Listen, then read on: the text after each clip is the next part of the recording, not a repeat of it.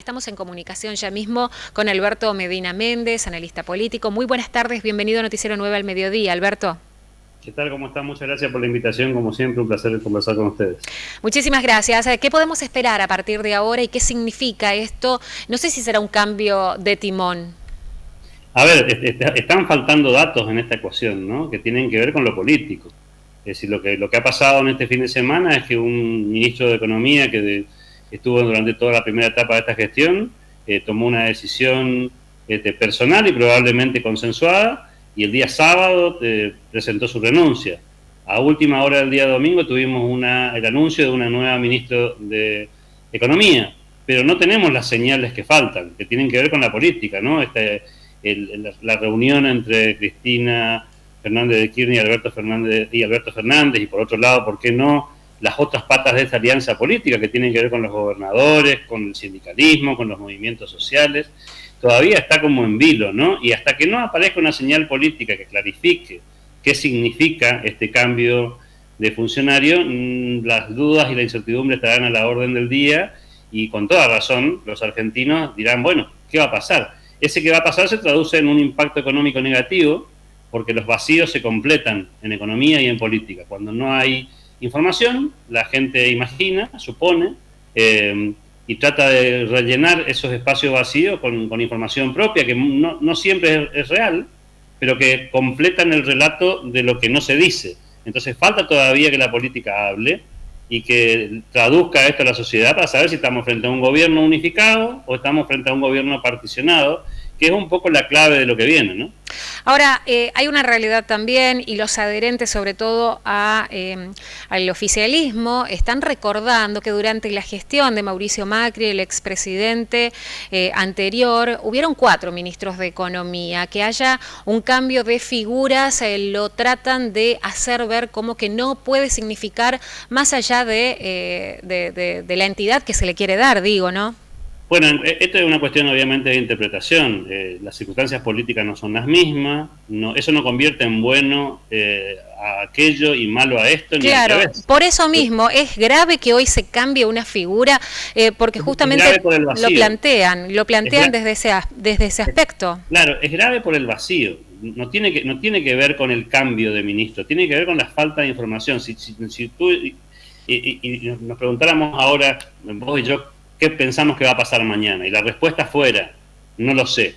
Bueno, ese no lo sé es el problema, no el cambio de ministro. Es decir, básicamente lo que no tenemos es información respecto a lo que viene, no sabemos qué políticas se van a llevar adelante. Vamos al caso concreto de lo que pasó este fin de semana. Claramente el ministro Guzmán renuncia porque no tiene todos los instrumentos en la mano para seguir conduciendo la economía. Entonces la pregunta de rigor sería, ¿y esta nueva ministra va a tener los instrumentos en la mano para manejar la política económica con cierto consenso? ¿Lo va a hacer en línea con lo que fue el acuerdo con el Fondo Monetario Internacional o lo va a hacer en línea discrepante? Ejemplo, la segmentación de tarifas, ¿se va a hacer o no se va a hacer? Bueno, esa sola pregunta y la ausencia de una respuesta es lo que genera duda. Es decir, no sabemos si gobierna Cristina, si gobierna Alberto, si gobierna la Alianza, quién está detrás de todo esto, si se van a alinear a los pedidos del Fondo Monetario o no. Bueno, cuando vos tenés todas esas preguntas y no tenés ninguna respuesta concreta, contundente, porque no lo dice el oficialismo, sino que deja que nosotros supongamos, bueno, claramente la incertidumbre se traduce en lo que está pasando con el dólar hoy, en lo que está pasando en los negocios, en la falta de precios en un montón de mercancía, en mucha gente corriendo desesperada a tomar decisiones ante el temor de algo que no sabemos si va a pasar, pero otra vez, insisto, esto es falta de información oficial. Y cuando no hay una información oficial, hay rumores, y los rumores reemplazan a la verdad.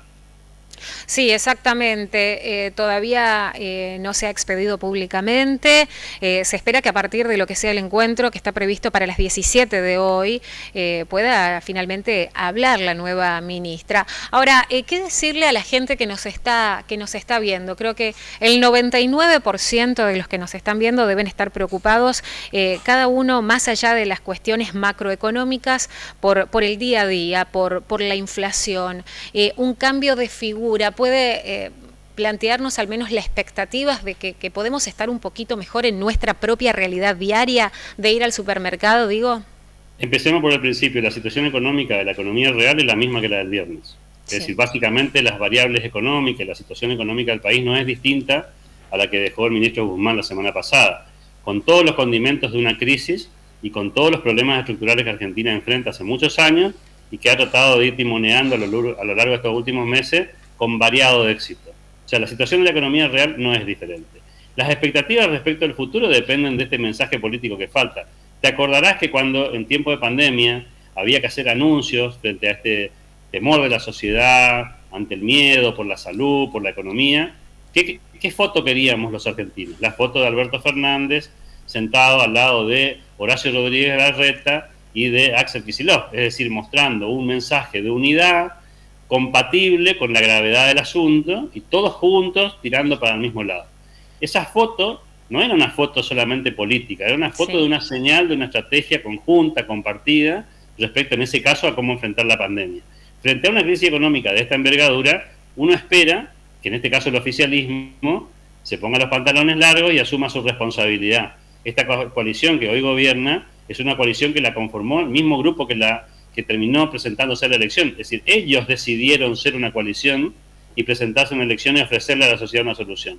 Y la sociedad confió en esta coalición. Bueno, es el momento en que esta alianza política aparezca como corresponde, haciéndose cargo de las decisiones que ha tomado, de las buenas y de las malas.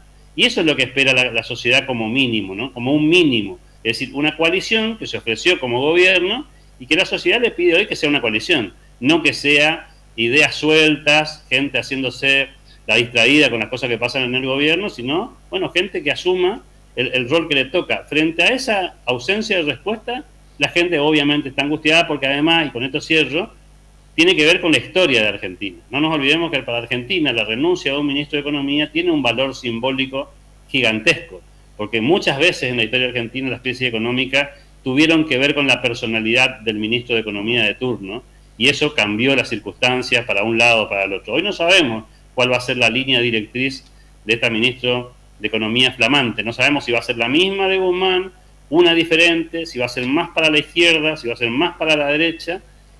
Obviamente eso genera dudas, temores en un mundo, por otro lado, que está mucho más convulsionado que el mundo que teníamos hace 4 años atrás, 8 o 20, ¿no? Y esperando el plan, todos aguardando sin duda que se dé a conocer el ansiado plan económico, es lo que creo que la oposición también, por otro lado, está reclamando antes de decir vamos a darle una entidad a este nuevo nombramiento y la foto no solamente con el oficialismo, sino con la oposición también, que sin duda sería la foto pensando en la estabilidad que tanta falta le hace a nuestro país.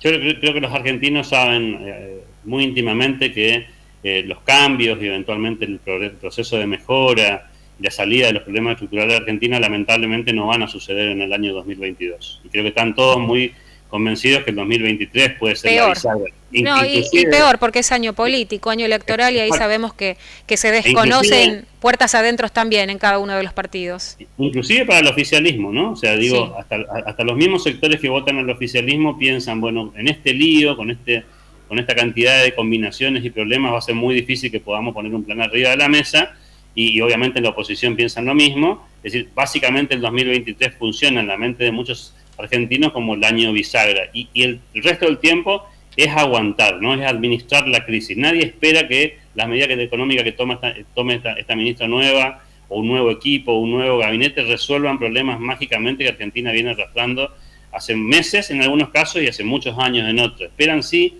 que haya un contexto político de mayor unidad, de mayores consensos, donde oposición y oficialismo tomen decisiones en conjunto, por lo menos en el trazo grueso de un programa de gobierno que tenga más sustentabilidad. Esta volatilidad que estamos viviendo en estas horas, que es muy argentina, no es compatible con el progreso. Ningún país del mundo evoluciona con estos niveles de volatilidad. Por más que el relato quiera contar una cosa u otra, no se sale hacia adelante con un sector de la política, con un sector del país. Se sale con todo el mundo convencido de algunas cosas mínimas y, por supuesto, discrepando en otras, ¿no? Pero creo que esa falta de consenso es muy evidente. Y esta crisis del fin de semana no es ni más ni menos que un emergente de todo esto que estamos conversando. Decía un analista nacional hoy, tenemos una mala gestión de gobierno, y no solamente hablaba del nacional, sino también en muchas provincias, porque tenemos una peor oposición. ¿Coincidís con eso? Sí, porque otra vez, pero porque las mezquindades tienen que ver con proyectos propios, ¿no? Tanto el oficialismo como la oposición están más concentrados en la elección del 2023 que en las salidas del país. Y entonces ese nivel, digamos, de mirada hacia adentro, muy endógena, no nos permite construir como país una salida hacia adelante. Yo creo que en los países civilizados hay discrepancias, hay grietas inclusive, y discusiones muy, muy relevantes, pero no se discute la ley de gravedad, ¿no? Es decir, no se discuten las cosas básicas que todos tenemos que entender. Y Argentina tiene una economía que no resiste el más mínimo análisis, ¿no? No hay ningún sector del mundo político ni ideológico que pueda sostener las combinaciones que Argentina tiene, son indefendibles, y hay que salir de esta lógica rápidamente y ponerse en la lógica normal de los países normales. Nadie pide que pensemos en cosas sofisticadas, sino lo que están haciendo los países de América Latina más sensatos, ¿no? No hay que irse muy lejos para mirar las fórmulas que funcionan dentro de un marco de sentido común. Y eso es lo que Argentina se resiste. Las cosas que nosotros discutimos no las discuten muchos países del mundo. Y entonces atrasamos en la discusión política, y eso tiene mucho que ver con la dirigencia, pero también, para ser justos, también tiene que ver con una sociedad que le gusta el Boca River, ¿no? Que le gusta esta discusión medio blanco-negro. Sí, la grieta. La verdad que la salida es un poco más fácil por un lado, pero al mismo tiempo precisa de esta cuestión de sentarse a la misma mesa. Fíjate lo de ayer, a ver quién le llama a quién por teléfono. Bueno, sí. Lo digo con el máximo respeto, uno espera de los dirigentes políticos un poco más de sensatez y al mismo tiempo un poco más de madurez. Eso le aceptamos a un niño de 4 o 5 años, ¿no? Esta discusión de yo no me hablo con tal, y no le llamo a fulano, y no hablo con mengano. En la dirigencia política de esta estatura del partido es absolutamente inadmisible. Alberto, muchísimas gracias por este contacto y bueno, por seguir nosotros también sumando desde la región nuestro pensamiento, nuestras expectativas en toda esta situación nuevamente turbulenta en nuestro país, acostumbrado a estos vaivenes.